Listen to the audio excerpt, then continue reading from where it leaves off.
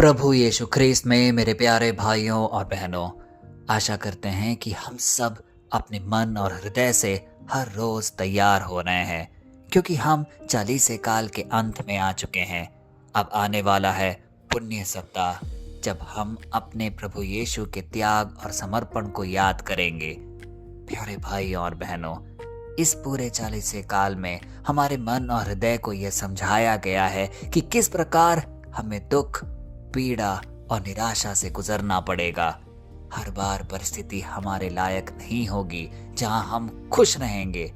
कभी कभी हमें अनेक परीक्षाओं से गुजरना पड़ता है, लेकिन आज का वचन हमें कुछ अलग समझा रहा है। हमें वह इस बात के लिए तैयार कर रहा है कि यदि तुम्हारे जीवन में कितनी भी मुश्किलें आए, कितनी भी परेशानियां आए, तुम्हें हिम्मत नहीं हारना है।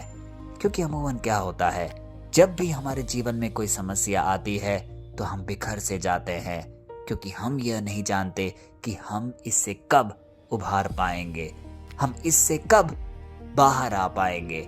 इसीलिए हमारे मन में एक चंचलता होती है, हमारे मन में एक उत्तेजना होती है, और उसी कश्मकश में हम अपने आप को परमेश्वर से दूर कर ले जाते हैं, क्योंकि हमारे अंदर इतनी दुख और पीड़ा होती है कि हम सही से प्रार्थना भी नहीं कर पाते।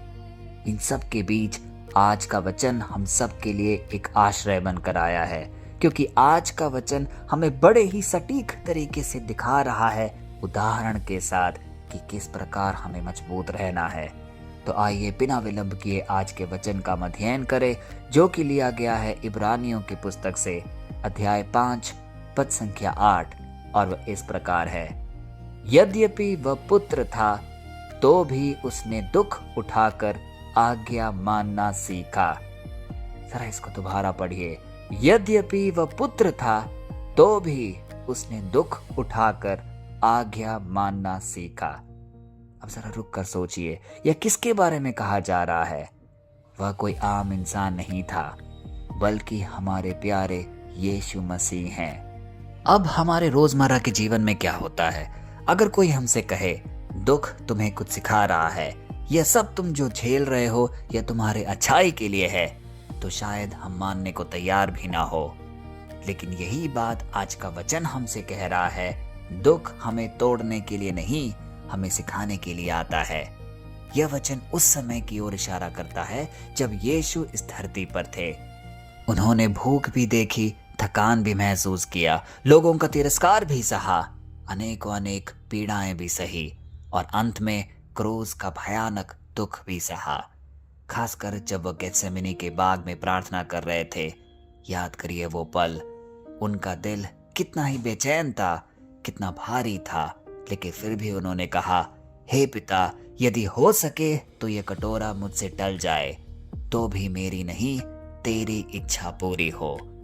यही है दुख के बीच आज्ञाकारिता।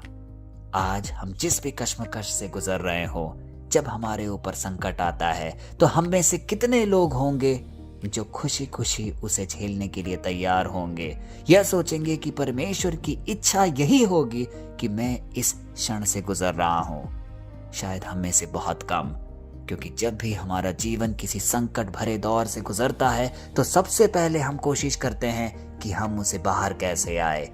हम दिन रात प्रयास करते रहते हैं कि यह बला हमसे टल जाए। लेकिन आज का वचन हमारे लिए एक गहरा अर्थ लेकर आया है।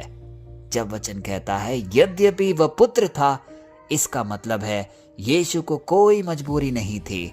वह परमेश्वर के पुत्र थे, उनके पास असीम शक्तियां थी, उन्हें किसी के सामने झुकने की जरूरत नहीं थी। फिर भी उन्होंने क्या किया? सब कुछ सहा, पर किसी का विरोध नहीं किया। उसने दुख उठाकर आज्ञा मानना सीखा। यहाँ सीखा शब्द बहुत ही गहरा है। इसका मतलब यह नहीं कि यीशु पहले आज्ञाकारी नहीं थे, बल्कि इसका मतलब यह है कि उन्होंने आज्ञाकारिता को अनुभव किया, उसे अपने जीवन में महसूस किया और उसे जी कर दिखाया। दुख के बीच भी उन्होंने परमेश्वर की इच्छा को चुना, और यही आज हम सब के लिए एक आदर्श के रूप में खड़ा है। जिस प्रकार यीशु मसीह ने उस आज्ञाकारिता को अपने जीवन में महसूस किया और उसे हम सबको जी कर दिखाया, उसी प्रकार हमें भी आज्ञाकारिता किसी मजबूरी के रूप में नहीं देखना। क्योंकि यदि आज हमसे कोई कहता है कि हर रविवार तुमको चर्च जाना अनिवार्य है, तुम्हें पाप स्वीकार करना है, तो इसे हमें कोई बोझ की तरह नहीं देखना है। पूरे हृदय से, पूरी इच्छा और मन से हमें इसे पूरा करना है, क्योंकि यह एक महसूस करने वाली क्रिया है जहां हम अपने परमेश्वर के साथ एक जुड़ाव एहसास करते हैं। प्यारे भाई और बहनों, इस वचन में एक बहुत बड़ी सच्चाई भी है। सच्ची आज्ञाकारिता तब दिखाई देती है जब सब कुछ हमारे खिलाफ हो। सब कुछ सही हो, सब कुछ सुखद हो तो सब लोग बात मानते हैं, लेकिन क्या जब मुश्किल परिस्थितियां हो तब हम परमेश्वर की आज्ञा को मान पा रहे हैं? वही होता है हमारे अंतरतम के आकलन का समय, जब हम अपने आप को आंक सकते हैं कि हम कितने परमेश्वर के पास हैं। क्योंकि जब भी दर्द होता है, मन दुखित होता है, तब हो सकता है कि परमेश्वर के प्रति हमारा जुड़ाव घटता चला जाए, प्रार्थना में हम कम समय बिताए। लेकिन हर वह व्यक्ति जो अपने मुश्किल दौर में भी परमेश्वर के साथ अटूट बना रहता है, उसी का जीवन समृद्धशाली होता है, उसी के पथ और मार्ग सीधे किए जाते हैं। प्यारे भाइयों और बहनों, आज हम छोटे छोटे दुख में भी टूट जाते हैं। जरा सोचिए, थोड़ी सी परेशानी आती है, हम हार मान जाते हैं। किसी ने कुछ कह दिया, किसी ने हमारा दिल दुखाया, हम निराश होकर कहीं ना कहीं अंधकार में ही छुप जाते हैं। योजना फेल हो गई, हम एंट्रेंस एग्जाम दे रहे हैं, पास नहीं हो पा रहे हैं। यदि किसी नौकरी के प्रति हमारी रुचि है लेकिन हम उसमें रिजेक्ट हो रहे हैं, हम हताश हो जाते हैं, अपने आप को ही कोसने लगते हैं कि शायद मैं इसके योग्य नहीं हूँ। लेकिन यीशु आज हमें पूरी तरीके से एक अलग शिक्षा प्रदान कर रहे हैं कि यह सारी निराशा, ये सारे रिजेक्शन, ये सारे दुख तुम्हारा अंत नहीं है। दुख तो महज एक रास्ता है जिसमें तुम्हें चलकर सुदृढ़ होना पड़ेगा, मजबूत होना पड़ेगा। अगर यीशु दुख से भाग जाते तो क्या क्रूस होता? क्या हमारा उद्धार होता? क्या हमें एक उद्धार स्वरूप प्रतीक मिलता? शायद नहीं। इसीलिए जीवन में जो भी दुख आए, जो भी परेशानियां आए, उसे हमें दुश्मन नहीं समझना है। कभी कभी वही हमें मजबूत बनाता है।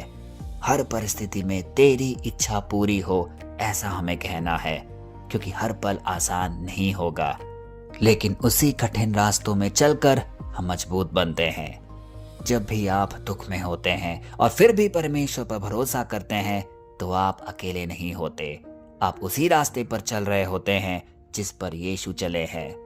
आइए इन वचनों को अपने दिल में उतारकर अपने पिता परमेश्वर से एक खूबसूरत बातचीत करें। उन्हें बताएं कि ऐसे कौन से क्षण हैं जब आप निराशा में डूब गए थे और अपने आप को परमेश्वर से दूर कर लिए, आज्ञा नहीं माने, उनकी बातों पर नहीं चले।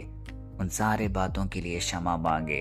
एक पाप बोध के साथ एक सुंदर सी प्रार्थना हम अपने परमेश्वर को समर्पित करें और बोले, हे स्वर्गीय पिता, आज हम तेरे सामने विनम्र दिल लिए आते हैं।